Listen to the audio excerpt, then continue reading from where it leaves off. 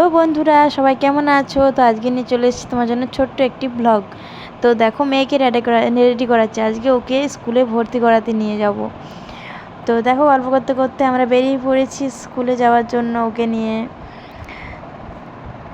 দেখো, যাচ্ছি আমরা এখন ওকে নিয়ে স্কুলে আর কি অ্যাডমিশন করাবো। আজকে ফর্মটা আগের দিন আমার বর নিয়ে এসেছিলো, তো আজকে সেটা জমা দেবো আর ওকে অ্যাডমিশন করাবো।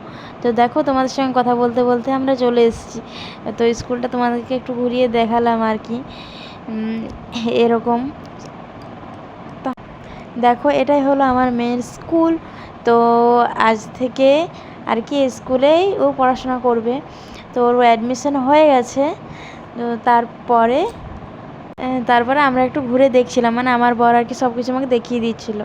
তো এটা হচ্ছে পরের দিনকার ব্লগ। তো সেদিন আর কিছু করিনি। তো সেদিন যাচ্ছিলাম মেয়ের জন্য স্কুলের কিছু আর কি টিফিন বক্স, জলের বোতল, মানে এগুলো কেনাকাটা করতে। তো আমরা রেডি হয়ে গেছি যাওয়ার জন্য, আর মেয়েকেও সাথে নিয়ে যাচ্ছি। ওর একটা পছন্দ অপছন্দের ব্যাপার আছে, তো পছন্দ হলে কীরকম নেবে, এখনকার বাচ্চাদের তো বুঝোই। তো ওখানে গিয়ে আর কোনো ভিডিও শ্যুট করতে পারিনি। তারপর চলে এসেছি বাড়িতে। তো কি নিয়ে এসেছি তো সেটাই তোমার সাথে একটু শেয়ার করব।